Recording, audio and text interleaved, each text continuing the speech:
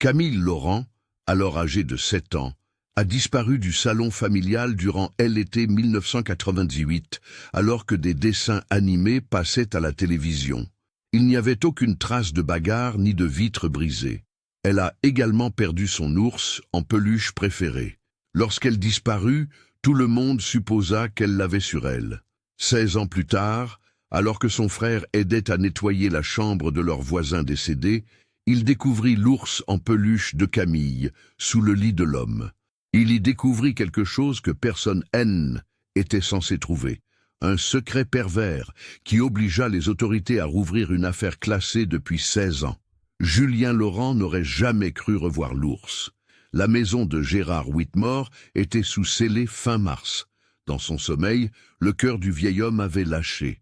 Son frère Alan était le seul membre de la famille à ne pas avoir pris la peine d'assister aux funérailles ni de récupérer les clés. Comme le travail était rémunéré, Julien l'accepta. 50 $ pour aider le propriétaire à aspirer l'odeur nauséabonde des crottes de chat et de la fumée qui s'était infiltrée dans le tapis depuis la fin des années 80, à empiler des cartons pour les bonnes œuvres et à ranger les meubles moisis de Gérard au bord du trottoir. La maison de sa mère est à 3 maisons de là. Quand Camille y était encore, il s'était écorché les genoux 1000 fois sur le même pâté de maison et le trottoir fissuré.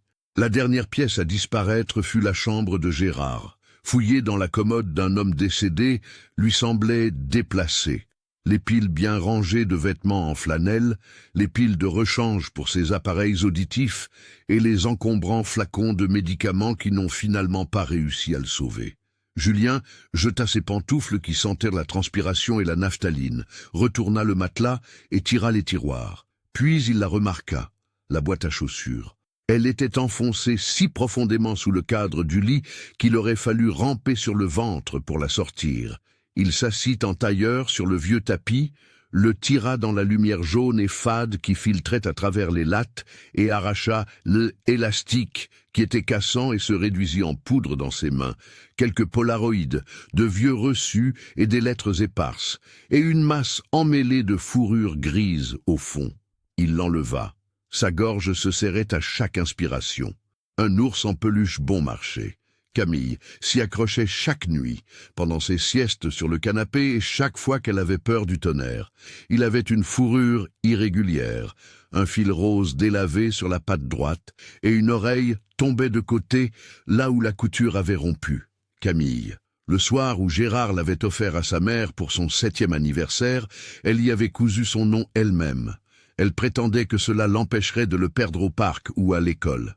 La fourrure agglomérée était collante de poussière lorsque Julien la retourna dans ses mains, son pouce effleurant l'oreille déchiquetée. Ce souvenir le frappa violemment. Camille regardait les dessins animés du samedi matin, assise en tailleur par terre dans le salon, l'ours blotti sous son menton. Quand Gérard lui offrit le cadeau, emballé dans du papier cadeau bon marché, elle rit aux éclats. Le gâteau sur la table de la cuisine est choyé par maman. Alan sourit comme un oncle ravi. Debout à côté de Gérard, il serra le ventre de l'ourson. À l'intérieur, quelque chose avait changé, pas malléable, un clic dur et ennuyeux. Il fronça les sourcils et serra une fois de plus. Quelque chose de profondément enfoui, sans doute. Julien sentit le vieux fil céder tandis qu'il déchirait la couture arrière avec son pouce. Jusqu'à ce que le trou s'agrandisse, il creusa avec ses clés de voiture. Un petit morceau lui tomba dans la main. Un magnétophone à microcassette. C'était raté. La fenêtre en plastique était rayée par le modèle bon marché avec du ruban adhésif sur un côté. Ses doigts étaient engourdis lorsqu'il la retournait. 16 ans. Il eut envie de le laisser là, de le remettre dans la boîte, de glisser la boîte sous le lit et de ne plus jamais y jeter un coup d'œil. Il imagina alors Camille, ses petits doigts effleurant le nom brodé de l'ours. Et comment, lorsqu'elle s'assoupirait sur le canapé, il lui volerait la télécommande des mains inertes et elle la serrerait contre lui. Elle avait 7 ans, il en avait 9. Il avait assuré à maman qu'il la surveillerait pendant qu'elle s'occuperait des factures. Il avait cherché des céréales froides et des dessins animés. Derrière lui, la porte s'ouvrit en grinçant. Il se retourna et vit que le canapé était vide. L'ours avait disparu.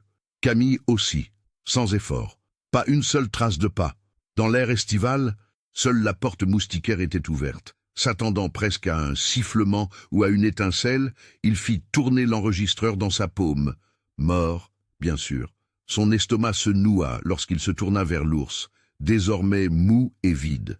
Pourquoi Gérard, un vieil homme au sourire bienveillant et un voisin sympathique qui entretenait les clôtures gratuitement, gardait-il cet ours caché sous son lit? Pourquoi garder l'ours de Camille? Julien se leva trop vite. Les polaroïdes S éparpillèrent, tandis que la boîte à chaussures jonchait le tapis.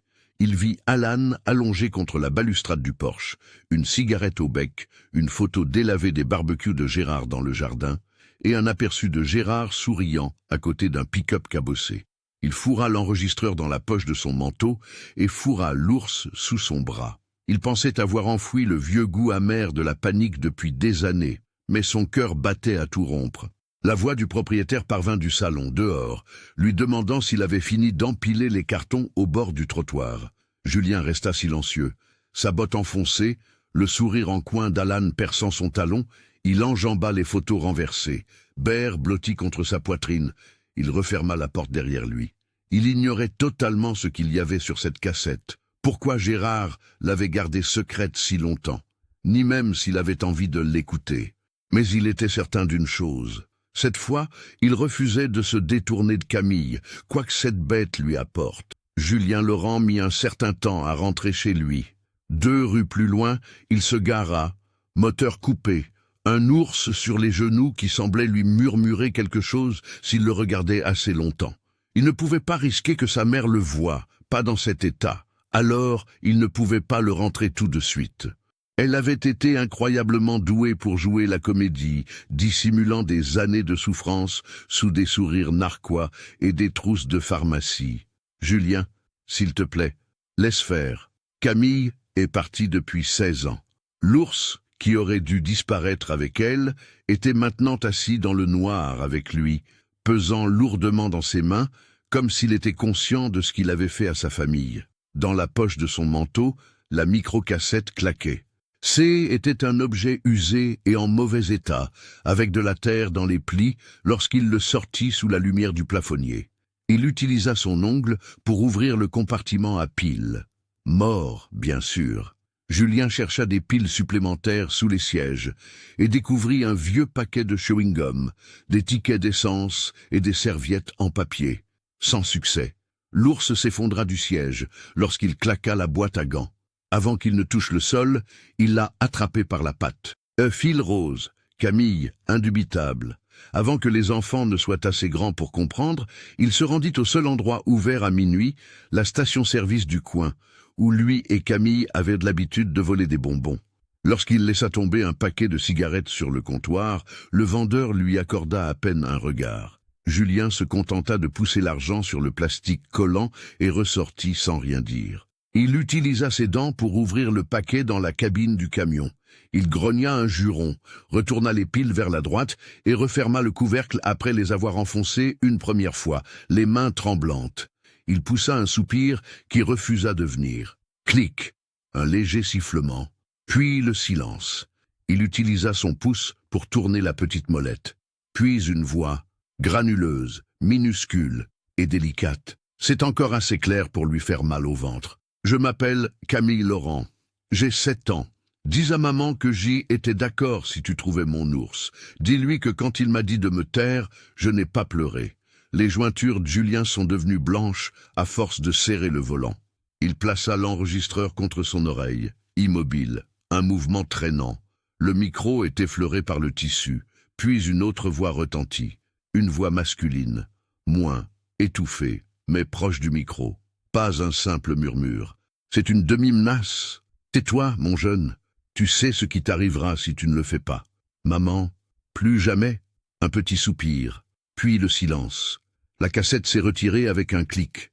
Julien est resté assis, un long moment, l'ours sur ses genoux et le magnétophone à nouveau inerte dans sa main, comme s'il venait de l'éventrer de son dernier souffle. Maman, fini. Qui diable parle ainsi à un enfant? Il la jouait en boucle, la rembobinant d'un doigt tremblant. Maintenant, « Tais-toi, petit. Maman, c'est fini. » Ce n'était pas la voix de Gérard. Trop dur. Gérard était doux comme du miel et parlait doucement. C était plus difficile, cruel, tranchant et lassant de jouer. Oncle Alan dit que nous allons bientôt voyager. Sa petite voix couvrait soudain la cassette dans son esprit, un souvenir qui était en réalité de la terreur, présenté comme une réalité plutôt qu'un souvenir. Quand papa se sépara, Alan, le frère de Gérard, celui au sourire gras et à la longue poignée de main, félicita Julien D. être le chef de famille. Les piles de l'enregistreur explosèrent de nouveau lorsque Julien le poussa fermement contre le siège passager. Il était indifférent. Laisse-le se briser. L'ours le regardait avec des yeux vitreux et une tête penchée de côté. C était un jouet secret, un tour, ou le cadeau d'anniversaire de Gérard. Sur la bande, la voix d'Alan résonnait comme l'angoisse d'un enfant imprégné d'un vieux matériau. Le moteur grondait sous ses bottes et les phares illuminaient le terrain désert d'un jaune glacé. Il mit le contact, il prit son téléphone. Il gardait son pouce sur maman. Il imaginait à quoi elle ressemblerait en ouvrant la porte. Elle prononçait le nom de Camille d'une voix douce, comme si elle risquait de lui casser les dents, et elle portait un peignoir. Il n'y parvenait pas encore. Pas avant d'en être certain. Il décida de prendre la voiture. Pas chez lui, pas dans 2 villes de là, à l'ancienne résidence d'Alan. Pas encore. Il devait visiter sa chambre et son ancienne chambre. Vers 2 heures du matin, il arriva dans l'allée de sa mère. Comme si elle avait senti son approche, la lumière du porche vacilla une fois avant de s'éteindre. Le réfrigérateur ronronnant et le sifflement sourd de la vieille télévision allumée pour lui tenir compagnie. La maison était silencieuse mais alerte. Après avoir ôté ses bottes, il se glissa dans le couloir. Des cartons, de vieux manteaux, une pile de vieilles poupées de Camille et une baignoire en plastique dont elle ne se séparerait jamais se trouvaient dans son ancienne chambre, devenue en partie un espace de rangement. Au bord du lit, qui ne lui avait plus appartenu depuis 10 ans, Julien était assis. Il lissa les coutures roses délavées et posa l'ours sur ses genoux.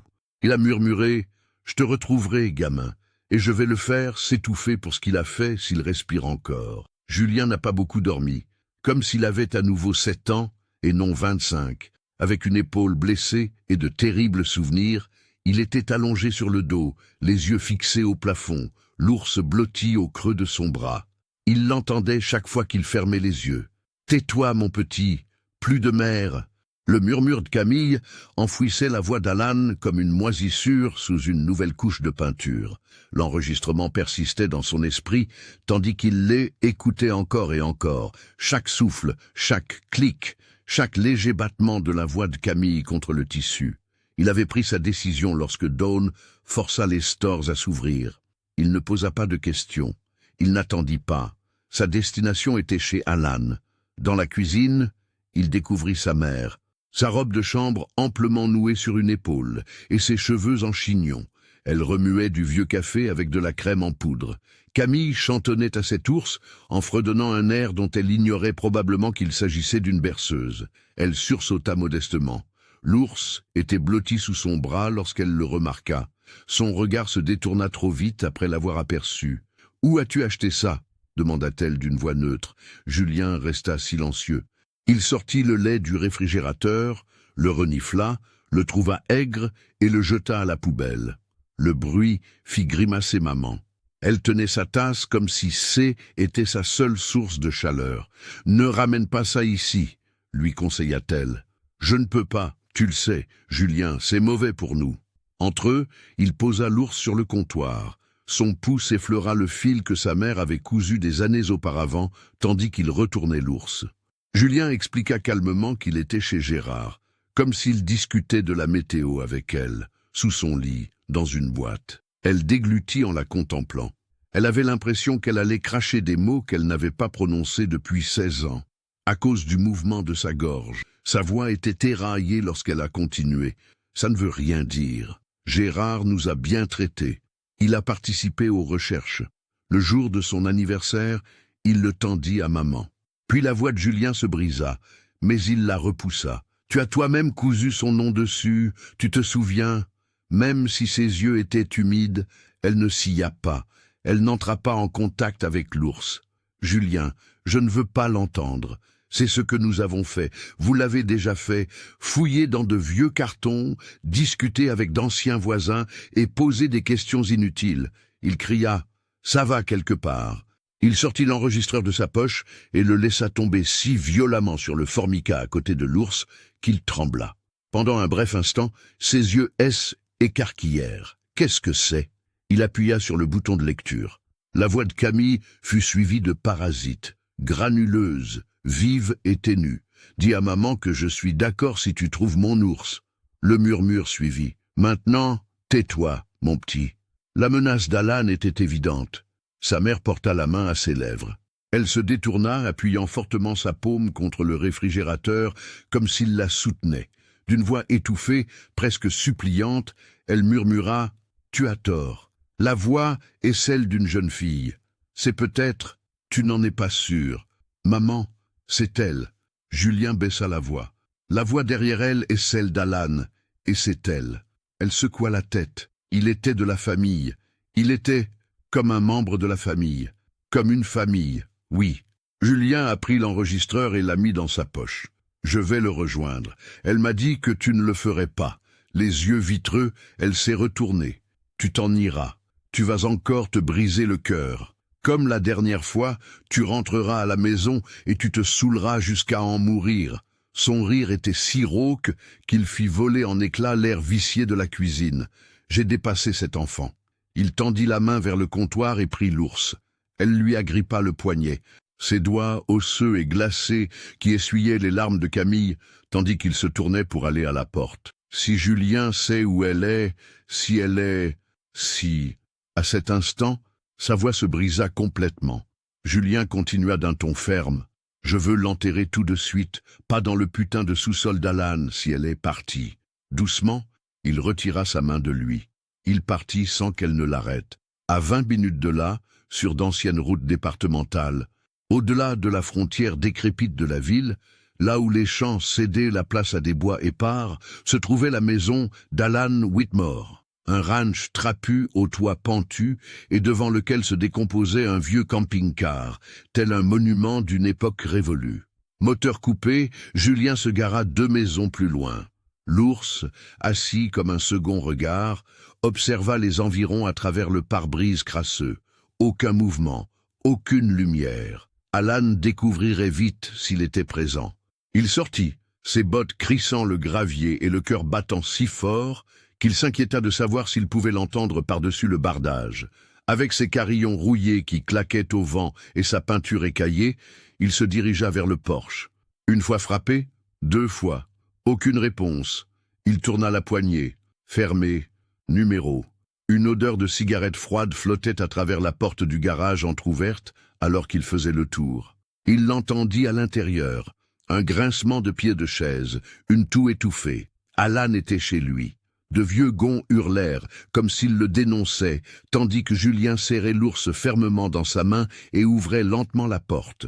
Une bière fraîche suintant devant lui. Alan était assis à une table pliante près de l'établi, les manches retroussées et les ongles couverts d'huile. L'espace d'une demi-seconde, ses yeux se levèrent, perçants et pâles, sans surprise, comme s'il avait anticipé l'arrivée de Julien. « Eh bien, grogna Alan, si ce n'est pas le fils Laurent. » Dans un faux toast, il leva la bouteille. « Tu ressembles exactement à ton père, la même rancœur, le même regard cruel. » Julien ne souriait pas et ne s'asseyait pas, tel un animal mort. Il tenait l'ours par la patte. Comment cela se trouvait-il chez Gérard? Les yeux d'Alan esquissèrent un léger tic, puis, avec ses dents cariées et une chaleur feinte, son sourire s'élargit. Alan fit remarquer, « Ça, c'est une histoire. » Sa voix était douce comme l'huile. « Mon garçon, pourquoi n'entres-tu pas?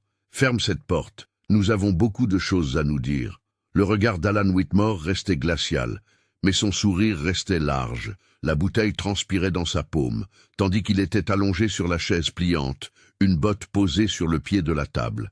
Julien resta à la porte du garage. Le fil effleura ses jointures, la première humide à l'endroit où il avait mordu, et il tenait l'ours à ses côtés, sans le laisser pendre. Julien remarqua d'une voix neutre, « Tu veux me dire ce que tu fous ?» Le sourire d'Alan se fendit à peine. « Mon Dieu, Tu as un ton vraiment horrible. Ta mère t'a-t-elle appris à jaser sur des hommes capables de t'enterrer? Après avoir vidé la bouteille, il la reposa doucement. Il était prudent, comme s'il réfléchissait à ce qu'il allait dire ensuite. Alan a dit que Gérard était un homme bien. Cet ours N était rien de plus qu'un jouet d'enfant qui a fini mélangé à d'autres déchets, bon voisin. Les épaules droites et ses bottes grattant le béton taché d'huile, Julien entra. C était ma sœur. Jusqu'au jour de sa disparition, elle dormait avec cet objet chaque nuit. Avec un rire profond et méchant, Alan renifla. « Tu as vraiment du mal à te souvenir des détails, n'est-ce pas? Peut-être, comme on dit, que la petite morveuse est partie. Peut-être qu'elle a oublié l'ours. Peut-être que ta mère ne voulait pas le voir se faner sur le trottoir. Alors Gérard l'a gardé. » La bouteille de bière d'Alan tinta lorsque Julien posa l'enregistreur sur la table. « Alors, qu'est-ce que c'est que ça? Pourrais-tu m'expliquer la présence de ta voix là? Pourquoi demandes-tu à ma sœur de se taire en murmurant ?» Avec un léger tic au coin des lèvres, le regard d'Alan se porta sur l'enregistreur. Tel un prêtre prêt à entendre une confession, il croisa les mains et se pencha en avant, les coudes appuyés sur la table. « Mon Dieu !» remarqua-t-il à voix basse. « Tu ne sais pas où tu mets le doigt. Il arrive que les enfants inventent des histoires, mentent et mettent des trucs à des endroits inappropriés. Après toutes ces années, crois-tu encore reconnaître ma voix? Crois-tu vraiment pouvoir prouver quoi que ce soit ?» Ça brûlait dans la poitrine de Julien. Le poison dans sa gorge était palpable. Il cracha. « Je n'ai pas à te le prouver. Je vais montrer à la police. » L'aboiement rauque et le gros ventre d'Alan résonnèrent sur les murs en parpaing tandis qu'il riait. « La police? Hein? Tu crois qu'ils vont t'écouter? Après que ta mère ait pleuré devant tous les badges du comté pendant 16 ans, tu crois qu'ils vont gâcher un dossier pour un jouet cassé et la vieille boîte à bric-à-brac d'un homme décédé? » Ses yeux étaient fixés sur Julien, tandis qu'il se levait lentement, les paumes à plat sur la table. « Vous n'avez ni cadavre, ni dossier, ni preuve. Vous n'avez que cet ours et un petit enregistrement déprimant d'une petite fille dépressive qui, pendant que vous regardiez des dessins animés, s'est probablement égarée et a gelé un fossé. » Les dents de Julien claquèrent, tandis que sa mâchoire se serrait. Il imagina l'image floue du visage de Camille, sur l'affiche perdue, cachée dans un tiroir, sous une pile de factures impayées que sa mère n'avait jamais réglées. Il imagina ses doigts caressant une fourrure bon marché, tandis qu'elle murmurait des secrets de rembourrage qui, croyait-elle, la protégeraient quand personne d'autre ne le ferait. Où est-elle? Julien prononça ces mots. Fini les aboiements bas, réguliers et menaçants. Alan ne cligna pas des yeux, ni ne broncha. « Tu crois que je suis au courant? Tu crois que je te le dirais si je l'étais? Après le coup de Gérard, tu crois qu'il m'a tout dit, bon sang? Quand je suis arrivé pour ranger son bazar, ta sœur était déjà partie. » Julien avait la nausée. Il avait la chair de poule lorsqu'Alan marmonna « Nettoie ». Les jointures blanchissant sur le bras sans vie de l'ours, Julien remarqua « Espèce de merde ». Les dents d'Alan brillaient d'un jaune éclatant dans la pénombre, creusant une fissure disgracieuse dans son sourire. Alan dit « Vas-y, mon garçon ». Il fit lentement et largement le tour de la table. « Frappe-moi, prouve-moi que tu es le fils de ton père. Brise-moi la mâchoire. Vérifie si ta petite sœur revient. » Elles étaient assez proches pour que Julien sente la bière bon marché et la fumée rance. Julien eut envie de se balancer un instant. Il avait envie de frapper du poing les dents d'Alan, de sentir l'os se briser et de voir son sourire s'ouvrir à jamais. Le murmure de Camille, cependant, persistait. « Dis à maman que j'ai été sage, s'il te plaît. » Julien fit un pas en arrière. Il rangea l'enregistreur dans sa poche, d'un geste lent et méthodique. Alan le vit disparaître. Il aurait préféré le ruban adhésif à portée de main ou elle écrasée sous sa botte, comme le prouvait le léger plissement de ses yeux. Alan remarqua « Tu peux rester là et bomber le torse autant que tu veux. » Il passa un doigt assez près pour effleurer le tissu de la poitrine de Julien. Cependant, « Tu humilieras encore une fois ta pauvre mère si tu appelles la police. À la télé, tu vas la faire pleurer. Elle a créé cette tombe dans son esprit pour pouvoir dormir la nuit, et tu vas la déterrer. Est-ce ce que tu désires ?» Julien resta silencieux. Il grogna en frôlant Alan. heurtant violemment sa clavicule avec son épaule. La voix d'Alan le suivit à mi-chemin de la porte. « C'est comme ça qu'on frappe, mon garçon. Tu découvriras qu'un petit enfant disparu n'est pas la pire chose au monde. Reculez tant que vous le pouvez. » Julien s'arrêta dans l'entrée, le dos tourné. La patte cousue lui grattait le pouce, tandis qu'il serrait l'ours sous son bras. « Tu aurais dû le brûler, Alan, » répondit-il d'un ton glacial. « Tu aurais dû tout incendier. » Il sortit dans la pénombre. Alan ne le suivit pas dans le garage, mais Julien sentit ses yeux lui transpercer le dos comme une malédiction. Il n'avait aucune idée de sa prochaine destination. Tout ce qu'il savait, c'est qu'il ne s'arrêterait pas. Avant de devoir s'arrêter, Julien avait à peine parcouru 2 kilomètres. Assis là, le front contre le volant, l'ours coincé entre ses côtes et le tableau de bord comme pour l'empêcher de trembler, le vieux camion gronda sur son épaule. La voix d'Alan s'agitait comme des insectes dans son crâne. « Tu n'as pas de cadavre, pas d'affaire et aucune preuve. » Mais il avait remarqué l'éclair de panique dans les yeux d'Alan quand Julien avait murmuré « flic », un masque glissant juste assez pour laisser apparaître la saleté en dessous. Il avait raison sur un point. Julien ne pouvait pas apporter une cassette bon marché et un ours mort au commissariat. Ils hocheraient la tête, souriraient et contacteraient peut-être sa mère pour lui dire de l'occuper et de le calmer. Il lui fallait donc plus, quelque chose de concret, quelque chose qu'il ne pouvait pas ignorer. Il retourna l'ours dans ses mains après l'avoir soulevé du tableau de bord. Son nom était toujours collé à la fourrure bon marché après toutes ces années, et il le traça du pouce sur les coutures rugueuses. Il rouvrit l'enregistreur. La petite voix de Camille résonna. « Tais-toi, ma petite. Maman, c'est fini. » Il y eut une légère bosse derrière ce murmure, comme si quelque chose avait heurté du bois. Il rembobina et le rejoua. Cette bosse, là. Puis il y eut un léger bourdonnement, ni celui d'Alan, ni celui de Camille. En dessous, il y eut un clic, un grincement, un claquement de porte et un sifflement statique lorsqu'il augmenta le volume. C était là, mais C était passé trop vite. Il referma l'enregistreur et marmonna un juron. Il essaya d'installer des composants qui ne tenaient pas en place en se mordant l'intérieur de la joue jusqu'à ce qu'il soit à vif pendant le trajet. Alan et Gérard. L'ours. La voix. Pourquoi la voix d'Alan si Camille était chez Gérard? Pourquoi Alan l'aiderait-il? Après toutes ces années, pourquoi garder l'ours? Ses pensées continuèrent à tourner en rond jusqu'à ce qu'elles rencontrent un objet solide. Un souvenir survenu 2 mois après la disparition de Camille, alors qu'il avait 10 ans. Tandis que Julien était assis à table, faisant semblant de ne pas écouter, sa mère était au téléphone dans la cuisine, chuchotant à un détective. Le vieux hangar derrière la clôture n'appartient-il pas au Whitmore? Le garçon du voisin le remarqua. Là-bas, il remarqua des lumières. La police avait vérifié. C'est ce qu'ils ont dit, en tout cas. Madame, rien. Seulement des pots de peinture et de vieux outils. Pourtant, Julien se souvenait qu'Alan était constamment dans ce hangar, à empiler des cartons dans le pick-up rouillé de Gérard et à retirer les bâches des vieilles motos.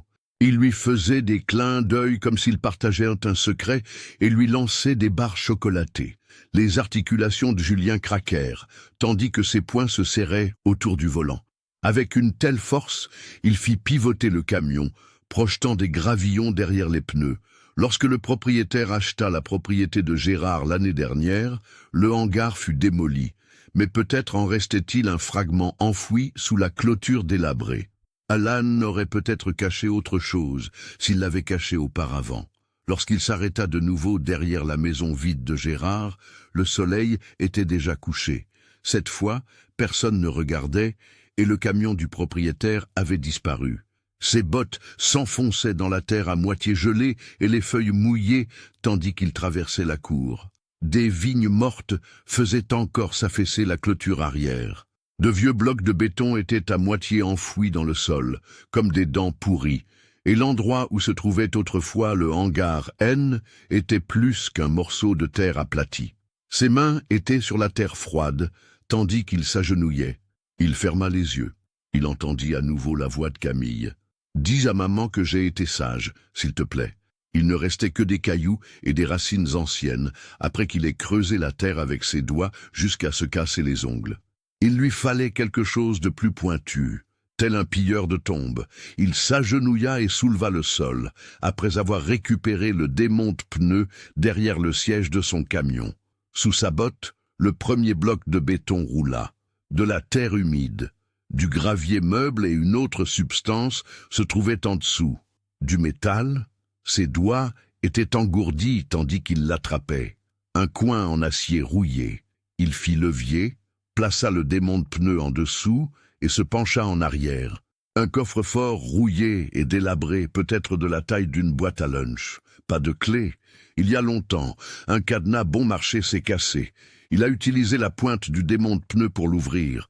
Des polaroïdes jaunis à l'intérieur. Un vieux rouleau de ruban adhésif fragile et écaillé. Et derrière, une perle en plastique bon marché en forme d'étoile, accrochée à l'élastique à cheveux roses délavé d'une fille, celui de Camille.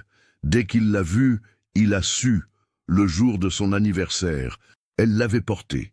Il se souvint de la douleur qui lui pinçait les cheveux lorsqu'elle éteignit les bougies que Gérard avait allumées pour elle. Son souffle resta suspendu dans l'air froid, tandis qu'il se rasseyait. Il y avait plus. Le ruban adhésif est fragile, mais il pourrait être réutilisable. De plus, il y a des images granuleuses du visage d'un enfant dans un petit espace lambrissé. Un morceau de la botte d'Alan est visible dans le coin de l'une d'elles. Il connaissait le bout éraflé et les étranges lacets militaires serrés qu'Alan se vantait de nouer.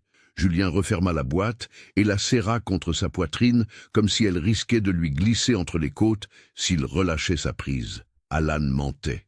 L'ours N était pas insignifiant. Le ruban adhésif n'était pas sans conséquence. De plus, ce vieux jardin en terre battue n'était pas rien. Il déposa la boîte sur le siège arrière de l'ours, à l'arrière du camion. Son nom brodé en rose délavé, son petit visage fantomatique sur les polaroïdes, la botte d'Alan dans un coin tel une empreinte digitale sur du ciment humide, il sentait qu'il le fixait. Julien démarra. Alan se trompait s'il croyait avoir tout enterré dans ce jardin. Julien n'avait plus 9 ans. Le coffre-fort se trouvait sur le siège passager du camion où Julien était assis. L'ours se tenait à côté, observant en silence. Dehors, le ciel était d'un gris terne qui annonce une pluie imminente, mais qui n'a pas encore décidé. Le sprint, les silhouettes floues, les petites épaules d'un enfant et le bord d'une couverture sale étaient couverts d'images. La botte d'Alan, dans un coin, était aussi claire que le jour, avec les mêmes lacets étranges et le même cuir éraflé. Un par un, il prit une photo de chaque polaroïde avec son téléphone et remit les originaux dans la boîte. Bien au chaud contre sa poitrine, il glissa l'élastique dans la poche de sa veste. Il envisagea un instant de se rendre directement au commissariat, de elle écrasée sur le comptoir et de forcer l'enregistreur dans la main d'un inspecteur. Mais son estomac se noua. À l'époque, ils avaient fait attendre sa mère pendant des mois, prétendant avoir fait des recherches et promis de garder l'affaire ouverte. Et ils ont mis fin à tout ça par un simple coup de fil courtois, alors que personne ne s'était présenté. Probablement une erreur, probablement un accident. Son ours serait classé comme preuve à charge. Sa cassette est invérifiable. Alan aussi. Alan mettrait les mains dans ses poches, sourirait d'un air blasé et prétendrait que l'ours était un souvenir antique ou un mémorial à son frère décédé. Le département n'a pas pu l'enterrer, car il fallait que quelqu'un le brûle à feu vif. Élie Mazur était le seul nom qui me venait à l'esprit. Quand les agents ne regardaient pas, c'était l'inspectrice débutante qui avait volé la déposition de sa mère sur le porche et donné une brique de jus à Julien. Elle est peut-être restée 1 an avant de partir, probablement lassée de voir ses supérieurs dissimuler des horreurs sous une moquette bon marché. Elle commettait alors une fraude à l'assurance. Son nom apparaissait occasionnellement dans des émissions policières locales lorsqu'une famille l'invitait à examiner le dossier, bien qu'elle ait travaillé à la mairie. Vêtue de beaux vêtements et portant des talons hauts. En moins de 5 minutes, Julien a trouvé son numéro sur Internet. Après 2 sonneries, sa messagerie vocale s'est déclenchée. Ici, Élie, ou l'inspecteur Mazur, si vous préférez. Va-t'en. Après avoir raccroché, il réessaya à la 3e sonnerie, mais rien ne décrocha. Il était presque midi quand il regarda l'heure. Peut-être serait-elle au restaurant du palais de justice, où tous les anciens policiers du comté mangeaient, comme s'ils étaient encore employés par la ville. Tandis que la pluie martelait doucement le pare-brise, il démarra le moteur, froid et courtois. Lorsqu'il passa la vitesse, la patte brodée de l'ours toucha le levier de vitesse. Dès qu'il ouvrit la porte, il la vit. Un demi-sandwich club, laissé seul sur un plat cassé dans la banquette du fond. Ses cheveux étaient plus foncés maintenant, avec une ligne grise serrée derrière son oreille, et ses yeux brillaient toujours malgré la fatigue. Quelque chose traversa son visage lorsqu'elle leva les yeux et le vit debout, un signe de reconnaissance, suivi d'une certaine prudence. Elle dit d'une voix neutre mais pleine de compassion, « Julien Laurent, je ne sais pas si je le fais. » Le coffre-fort heurta le siège à côté de lui, tandis qu'il se glissait dans la cabine en face d'elle. Ellie ne regarda pas le colis, mais ses yeux. Avec un demi-sourire qui s'arrêtait juste au-dessus de ses yeux, elle demanda « Tu travailles toujours sur les toits ?» Julien admit qu'il lui arrivait de pousser l'enregistreur sur la table. Mais j'ai compris autre chose. Elle haussa un sourcil, mais ne le toucha pas encore. Doucement. « C'est à propos de Camille ?» demanda-t-elle. Ce nom lui tomba dessus comme un poids. Julien hocha la tête. Gérard Whitmore était décédé. J'ai découvert son ours sous son lit et je l'ai ouvert en débarrassant son appartement pour le propriétaire. C était à l'intérieur. Puis elle tendit la main et toucha l'enregistreur comme s'il allait la mordre. « Tu l'as déjà joué ?» demanda-t-elle. Il émit un rire dénué d'humour. Elle cliqua dessus une centaine de fois. Le vide entre leur tasse et la bouteille de ketchup était rempli par la petite voix de Camille. « Dis à maman que j'ai été sage, s'il te plaît. La diapositive suit. Maintenant, tais-toi, mon petit. Maman, fini. » Ellie leva les yeux, le fixant. « C'est Alan ?» demanda-t-elle. Julien souleva le couvercle et poussa la boîte dans sa direction. Elle vit, elle, élastique à cheveux bon marché et les photos. À l'aide de sa botte, elle souleva le polaroïd et le fit pivoter à la lumière. Ellie murmura « Je me souviens de l'anniversaire de ce gamin. Le clown, les ballons et la moitié de la rue sont passés pendant que tu étais là. Je me souviens aussi des bottes. » Son pouce toucha le bord de la photo. Elle la glissa simplement dans une pochette en plastique de son sac à main, sans demander la permission. Une vieille routine. Je suppose que vous savez de quoi il s'agit. Elle parlait à voix basse. Julien murmura, les doigts blanchis sur le bord de la table. C'est suffisant pour l'enterrer. Elle secoua la tête. Cela suffit à l'effrayer et à le désespérer. Les yeux rivés sur elle, Julien se rapprocha. Excellent. Ellie soutint son regard. Elle se rassit et expira profondément. Ok, je vais récupérer le fichier précédent. Je demanderai une faveur à un juge. Alan saura que je suis sur lui s'il éternue devant un mandat. Elle regarda l'ours qui dépassait de ses bagages. « Garde cette chose dans ton champ de vision, » conseilla-t-elle. « Tu possèdes la chaîne, ton écho. Cela meurt à nouveau, et vous le perdez. » Quelque chose dans la poitrine de Julien commença à se détendre. Pas encore de soulagement, mais une lueur d'optimisme capable de percer 16 ans de déclin. Dehors, la pluie se fit persistante. Alan se croyait probablement en sécurité, mais la petite voix captée sur une vieille bande magnétique et ce nom brodé sur une fourrure bon marché lui indiquèrent le contraire. Même si Julien n'avait aucune intention de dormir, il s'assoupit dans la cabine de son camion après le départ d'Ellie du restaurant. L'ours sur le siège passager faisant office de chien de garde silencieux, tandis que la pluie, écoulait sur le toit. Un coup frappé à la fenêtre le réveilla. Il crut un instant que C était à nouveau Ellie. Non, ce N n'était pas le cas. À travers la vitre tachée par la pluie, le visage décharné d'Alan Whitmore apparut, ses yeux aussi glacés que la boue de janvier et son sourire rauque. Julien se releva d'un bond et chercha à tâtons l'enregistreur du siège. Alan frappa 2 fois de plus sur la vitre, lentement et courtoisement, comme s'il était maître de la situation. « Mon garçon, ouvre !» Alan cria par la brèche. Dormir dans la rue n'est pas une bonne pratique de voisinage. Julien resta immobile. Il laissa la porte verrouillée, le moteur coupé et la fenêtre fermée. Il n'arrivait pas à croire qu'il ne passerait pas le premier. Son souffle obscurcissant la vitre, Alan se pencha. « Je crois qu'on devrait parler. » Julien fit une fissure de 5 centimètres dans la vitre. Il s'est mis à pleuvoir. La voix d'Alan, aussi lisse que de la graisse, s'est fait entendre. Alan a remarqué « Tu fais beaucoup de dégâts ». Élie Mazur, toujours en quête de cause perdue, était adorable. Julien serrait les dents et regardait droit devant lui. Le siège entre eux était occupé par l'ours. Le nom de Camille était maculé par l'humidité, mais il était encore visible. Alan y jeta un coup d'œil, puis revint à Julien. « Je t'avais dit de partir, mon garçon. » Julien tambourina la roue du bout des doigts. « Alan, tu aurais dû tout brûler. Tu as laissé des fragments. C'est ça ton problème. » Le sourire d'Alan vacilla.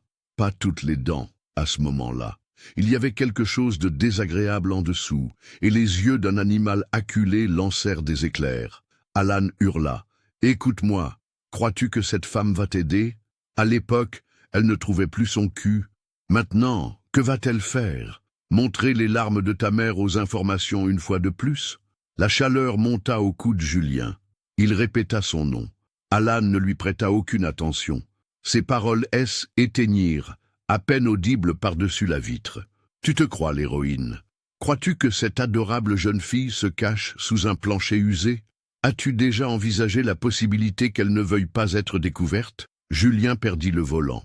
Alan eut le souffle coupé lorsqu'il se pencha. « Oh là là, on creuse sans arrêt. Tu vas enterrer ta mère près de sa tombe. » Alan recula lorsque Julien claqua la vitre avec une telle force que ses jointures s'enroulèrent autour de la vitre. Le sourire d'Alan était évanoui, ne laissant apparaître que l'éclat des crocs d'un chien.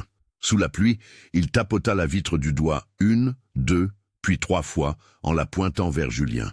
Il se retourna, puis disparut dans la bruine. Sa chemise de flanelle collait à ses épaules voûtées. Il n'avait pas de manteau. Pendant un moment, Julien resta assis là, la poitrine haletante. Il passa ensuite la vitesse supérieure. Il ne ramena pas sa voiture chez lui. Il n'a pas appelé Élie. Il a plutôt fait sortir le camion de la ville. Après le restaurant, il y a 2 sorties sur une route secondaire que personne n'utilise, sauf pour se cacher ou chasser. L'ancienne maison d'Alan.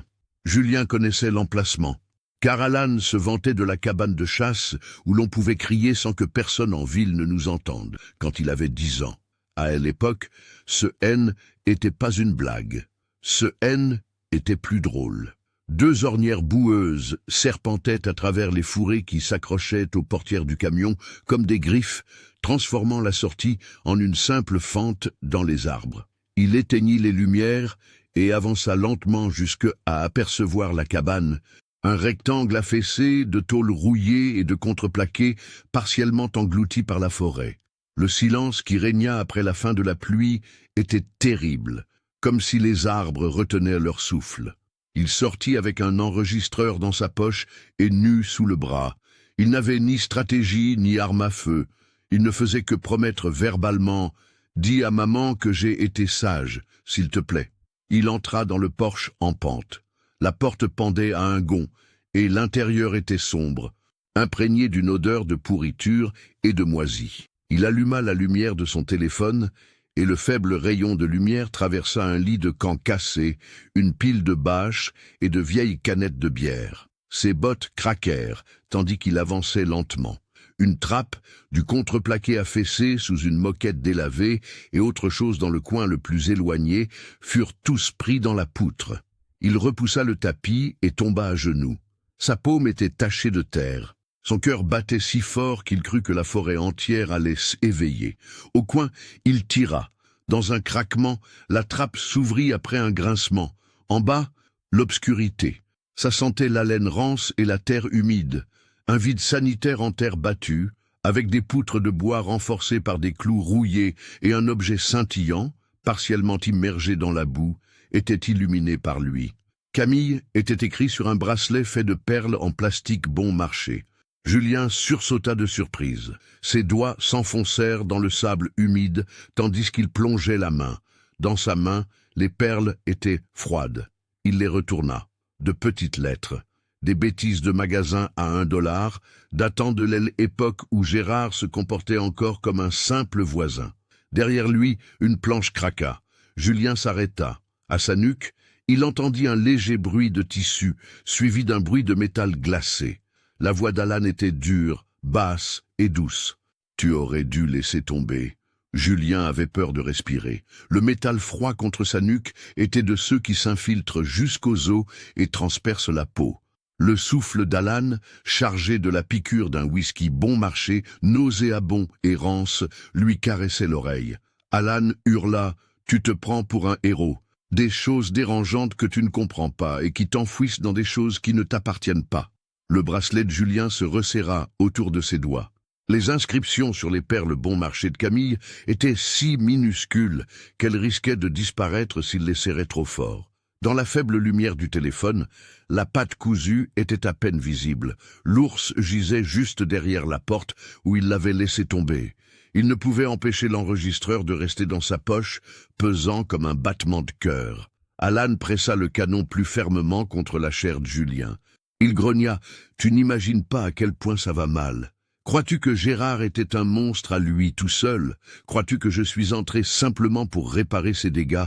J'avais cette fille, ta chérie Camille, jusqu'à ce que son cœur tendre gâche tout. » La colère monta si fort que Julien eut envie de vomir et sa poitrine se serra. Alan s'est pressé, crachant sa salive sur le cou de Julien. Tu sais combien il est facile de garder le silence face à une chose aussi insignifiante. Il suffit d'une porte verrouillée, d'un sous-sol, des mots justes et de la terreur qu'il faut. Il ne manque que ça. La main libre de Julien se glissa vers sa poche. L'enregistreur, la voix de Camille, le murmure d'Alan, et sa mâchoire était si serrée qu'il en avait mal aux dents. La douleur fulgura dans les yeux de Julien lorsqu'Alan, voyant le mouvement, lui enfonça le canon dans l'épaule. Alan siffla « Mon garçon, ne bouge pas, arrête de bouger, bordel !» Le cœur de Julien résonnait comme un tambour dans sa gorge, tandis que l'eau ruisselait quelque part au fond du vide sanitaire, un tic-tac lent et constant. La voix d'Alan se transforma en sifflement tandis qu'il s'approchait. « Tu te rends compte qu'elle est encore en vie ?» Le souffle court et rauque, Julien s'immobilisa. Alan rit d'un rire sourd et maladif. « Oui, je ne croyais pas qu'on la garderait. C'est une petite créature fragile. Et quand on lui annonce qu'une mère est morte et que le monde va le dévorer vivant, il est aussi silencieux qu'une souris. » Les pensées de Julien s'emballaient, pleines de vie. Les petites lettres de Camille transpercèrent sa paume comme le bracelet. Tel un chat savourant sa proie, Alan recula d'un centimètre. « Où est-elle » insista Julien. Les mots « S » échappaient de sa voix rauque comme de la rouille. Le sourire d'Alan étincelait dans l'ombre. C'est si proche qu'elle sait qu'il vaut mieux ne pas crier ni courir. La petite Camille a maintenant un nouveau nom et une nouvelle vision de la vie. L'enregistreur était dans la poche de Julien quand sa main l'a touché. Avec un léger clic et un léger sifflement, le pouce actionna l'interrupteur. Alan était trop préoccupé pour le remarquer, ses yeux pétillant cruellement. « Tu la veux vraiment ?» ricana Alan. « Tu ne veux pas la ramener à maman, cette femme brisée? Elle ne te reconnaîtra même pas. Si tu essaies de l'éloigner, elle te crachera au visage. » Julien ne fut pas terrassé par ces mots, qui le frappèrent comme un coup de poing. Ils lui offrirent à la fois de la nourriture et un objet tangible à mépriser. Après avoir pris une grande inspiration, il rejeta sa tête en arrière. Il y eut un terrible craquement lorsque l'arrière de sa tête heurta le nez d'Alan. L'arme à feu tomba au sol avec fracas. Alan porta les mains à son visage tandis qu'il grognait d'un ton humide.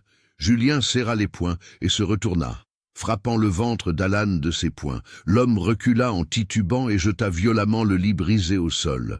Julien se précipita vers l'arme. Alan le plaqua de côté. Autour d'eux, la poussière échappait en heurtant le plancher. Avec une haleine chaude et putride, ses ongles tranchants, Alan se précipita vers la gorge de Julien. Les dents serrées, Julien grogna. Sentit l'enregistreur bouger dans sa poche et entendit la voix de Camille entre eux, étouffée mais vivante. « Dis à maman que j'ai été sage, s'il te plaît. » Le vieux salaud haleta en hurlant et en enfonçant son coude dans les côtes d'Alan, sentant ses os céder. Le bracelet glissa sur le sol après lui avoir glissé des doigts. Une vague de terreur et de colère traversa les yeux d'Alan, mêlée d'un éclair de peur. Où est-elle? La langue de Julien était couverte de sang et de crachats. « Où est-elle » Alan retroussa ses lèvres sur ses dents brisées. Il siffla tout près. On aurait pu lui dire bonne nuit d'aussi près. Alan s'affaissa sur le sol lorsque Julien lui frappa la mâchoire à plusieurs reprises. La poitrine en feu et le souffle court, il recula en titubant. Sous lui, le vide sanitaire S étendait dans l'obscurité, imprégné d'une odeur de moisie et de terre humide, mêlée à une odeur ancienne. Il s'agenouilla et se glissa par l'ouverture, la lumière de son téléphone se reflétant sur les briques effondrées et les poutres tordues. Il y avait une petite porte délabrée au fond, fermée par un loquet rouillé. Lorsqu'il souleva la barre, les mains de Julien tremblèrent, les gonds grincèrent, puis cédèrent, révélant une petite silhouette recroquevillée sur un matelas nu, les cheveux emmêlés, la peau pâle, les yeux écarquillés mais vides, et des bras fins serrant ses genoux contre sa poitrine. Julien crut que son cœur allait se briser en heurtant ses côtes avec une telle violence. Il prononça son nom à voix basse. Camille, ses yeux, cependant, restèrent immobiles. L'enregistreur dans sa poche siffla dans le silence. La petite voix métallique de Camille S. éteignant. « Dis à maman que j'ai été sage, s'il te plaît. » L'ours dans l'autre main de Julien, usé jusqu'à la corde et la patte cousue fermement, attira l'attention de la fillette et elle tressaillit. Elle cligna des yeux, 2 fois. Derrière ses yeux creux, quelque chose ressemblant à un souvenir vacilla. Tout en tenant l'ours comme un radeau de sauvetage, Julien tomba à genoux. Sa voix était rauque lorsqu'il dit « Salut, mon petit, c'est Julien et moi. Tu ne t'en rends pas compte ? Cet ours te semble familier. » Ses doigts se posèrent brusquement sur la fourrure usée, mais elle ne dit rien. La pluie martelait à nouveau le toit en tôle, tandis que le vent soufflait à travers les arbres, à l'extérieur de la cabane. Julien plaça l'animal dans ses mains tremblantes. Sa gorge se serra, tandis qu'il murmurait « Viens, Camille, viens, rentrons ». Les doigts de Camille se posèrent sur le cou de l'ours, comme si elle craignait qu'il ne disparaisse si elle cligne des yeux. Le cœur battant si fort qu'il couvrait presque le bruit de la tempête, Julien resta à genoux. Elle fixait l'oreille meurtrie de l'ours, les brins effilochés de son nom presque lissés par des années de terreur, et ses petites mains serrant fermement, sans dire un mot, ni reculer lorsque le tonnerre éclata. « C'est réel », murmura Julien dans un murmure rauque. « Tu es authentique. Camille, je suis là, tu m'entends ?» Avec un léger souffle, sa bouche s'ouvrit. Son regard se détourna brièvement de lui pour se poser sur l'entrée du vide sanitaire, avant de revenir à l'ours. Comment un enfant pourrait-il fouiller un placard à la recherche de monstres, pour finalement découvrir que le monstre se trouve en réalité dans le couloir? Puis, comme une bile, il sentit la vieille culpabilité le ronger. Il avait 9 ans, mangeait des céréales, écoutait des dessins animés en boucle et entendait la porte d'entrée grincer derrière lui. Il la referma. Pour l'instant, il n'en avait pas les moyens. Sa tête se retourna brusquement dans un craquement. Le plancher de la cabane derrière lui bougea. Au-dessus du vide sanitaire, des bottes traînaient sur le bois pourri, un pas lent et lourd. Alan n'en avait pas fini. Naturellement, il n'en avait pas fini. Un homme comme lui ne se laisserait pas abattre aussi facilement, réalisa Julien. Camille fixait toujours l'ours lorsqu'il se retourna vers elle. Alan et Gérard, dernier ancrage dans un esprit, ont été réduits en poussière depuis 16 ans. « Regarde-moi, mon petit. » Ses yeux clignaient, creux et pâles. Pourtant, là, tu te souviens de ça? Il tapota la patte suturée de l'ours. Ton anniversaire. Ton nom a été cousu par maman. Elle a dû te l'arracher pour le laver, car tu le serrais si fort. Son pouce toucha le fil, d'avant en arrière, mais rien n'indiquait qu'elle l'entendait. Une planche du plancher, dehors, gémit à nouveau. Plus près, maintenant. Le pouce de Julien effleura le bord fissuré de l'enregistreur, tandis qu'il fouillait dans sa poche. Clic, immobile. Puis elle parla, l'esprit ancien emprisonné dans du plastique. « Dis à maman que j'ai été sage, s'il te plaît. » Camille haleta, un tout petit bruit, plus une intuition qu'un souvenir. Cependant, elle leva les yeux, une étincelle. Le mur d'Alan était fissuré. Julien tomba à genoux. Une fois de plus, l'enregistreur siffla. La menace d'Alan était toujours présente. « Tais-toi, ma petite !» Camille secoua les épaules. Elle leva sa main libre comme pour se protéger les oreilles, mais elle tremblait et flottait dans l'air stagnant. Des bottes roulèrent bruyamment au-dessus d'eux, près de la trappe. Après avoir éteint l'enregistreur, Julien lui prit le poignet et le tint fermement mais doucement. « Dis-moi, tu es avec moi? On s'en va. » Là, tout de suite. Elle n'a pas protesté. Elle n'a pas hoché la tête non plus. L'ours s'accrochait à sa poitrine comme un bouclier, et elle se laissa simplement guider hors du matelas. Des poutres brisées et de la boue lui raclaient le ventre tandis qu'il les esquivait dans le vide sanitaire. Dans l'obscurité derrière lui, Camille respirait par à-coups. Ne pleure pas, ne panique pas. Il détestait ce silence de mort plus que n'importe quel cri. Il fut le premier à la pousser par la trappe. Ses genoux tremblaient. Elle tituba jusqu'à une pièce creusée dans les décombres de la cabane. De la terre sous ses pieds nus, de la moisissure et de vieilles canettes de bière. Au moment où l'ombre d'Alan franchissait la porte ouverte, Julien se hissa derrière elle, le museau encore tordu par l'impact de Julien. Le fusil était tenu dans des mains tordues. La voix d'Alan était brisée mais ferme, tandis qu'il parlait d'une voix rauque. « Regardez-moi ces foutues retrouvailles familiales. » Il entra, le museau bas, l'air désinvolte, comme s'il avait déjà fait ça, comme s'il resterait là toute la nuit s'il le fallait. Julien grogna. « Éloigne-toi d'elle. » Un bras tendu, l'enregistreur coincé comme une lame secrète dans sa poche arrière, il poussa Camille derrière lui. Avec un rire qui fit paraître les murs plus petits, Alan renifla. « Pourquoi ? Pour pouvoir la renvoyer dans cette vieille maison déprimante. Tu appelles cette femme inutile une mère ? Mince. Elle ne te reconnaîtra même pas. Elle ne se reconnaîtra même pas. » Julien a changé d'avis. Il sentit le souffle de Camille lui chatouiller le dos. Ses doigts étaient si serrés qu'ils pouvaient transpercer le tissu et la peau, tandis qu'elle agrippait le dos de sa chemise. Alan aperçut la poitrine de Julien et leva l'arme. « Crois-tu qu'elle désire cela? Ici, elle est en sécurité. À moi, pas à toi, pas à ta mère. À moi. » Il fit un pas vers elle, par-dessus l'épaule de Camille. Le canon s'attardait. « Tu vas me tirer dessus ?» grogna Julien. « Espèce de vieux malade, fais-le. » Pourtant, elle m'accompagne. Les lèvres d'Alan se brisèrent, révélant ses dents. « Non, mon garçon, elle ne l'est pas. » Il leva le canon d'un geste brusque. À l'intérieur du contreplaqué pourri, Julien se précipita tandis que le fusil rugissait. Des éclats volèrent lorsque la bombe heurta le mur juste au-dessus de l'épaule de Julien. Julien projeta Alan en arrière contre le chambranle brisé et lui enfonça l'épaule dans le ventre. Alan siffla. L'arme à feu tomba. Elle tournoya sous le lit brisé et S écrasa sur le sol. Ensemble, ils tombèrent, les coudes, les poings, et une haine ancestrale reprenne vie. La tempe de Julien fut brisée par les phalanges d'Alan. Après avoir goûté au sang, Julien le cracha au visage d'Alan. Camille se tenait immobile derrière eux, les yeux écarquillés, l'enregistreur partiellement visible dans la doudoune de Julien, Bert la tenait par la poitrine.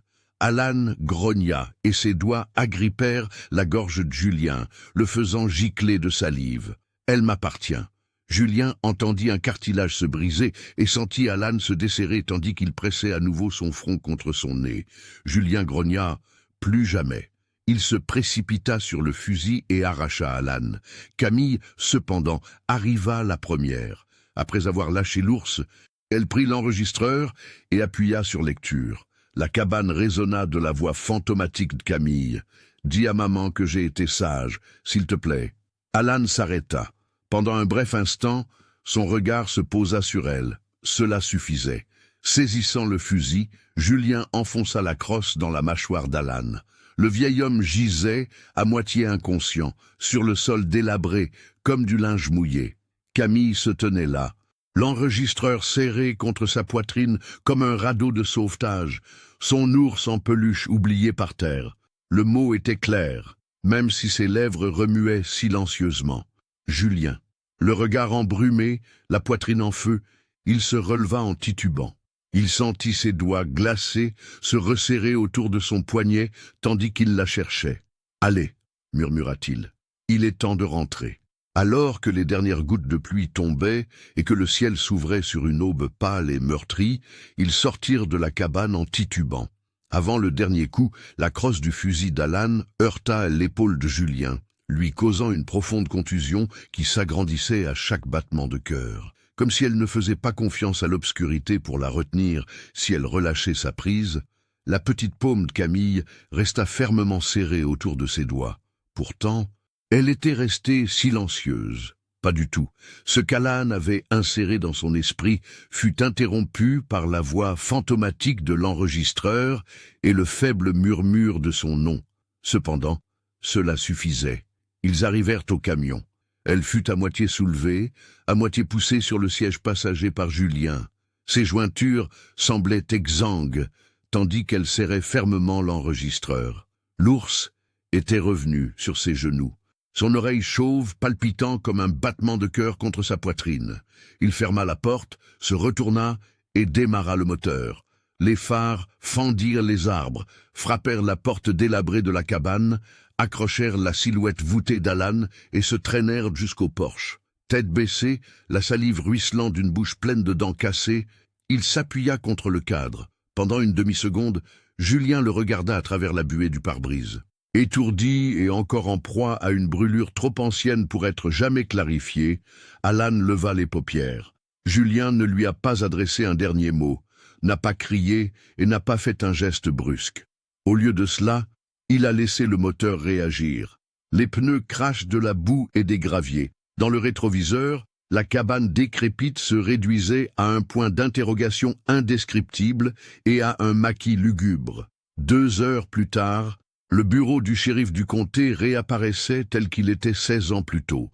La même pancarte sur la vitrine appelant au respect des forces de l'ordre, les mêmes marches délabrées. Cette fois, l'enfant qui tenait le nounours n'avait pas 7 ans. Était le seul changement. La jeune femme de 23 ans était agenouillée à l'arrière de la voiture de patrouille de l'adjoint, fixant le fil rose sur la patte de l'ours comme si était la seule chose qui la maintenait saine d'esprit. Sa queue de cheval ruisselant. Élie Mazur les accueillit sur le parking. Il lui suffisait de regarder le visage de Julien pour comprendre. Les grands yeux de Camille et l'enregistreur qu'elle tenait lui en disaient des plus. « Tu as réussi », dit Élie d'une voix douce, mais tremblante. « Tu as réussi, Laurent, bon sang. » Pour la première fois de la soirée, les genoux de Julien fléchirent.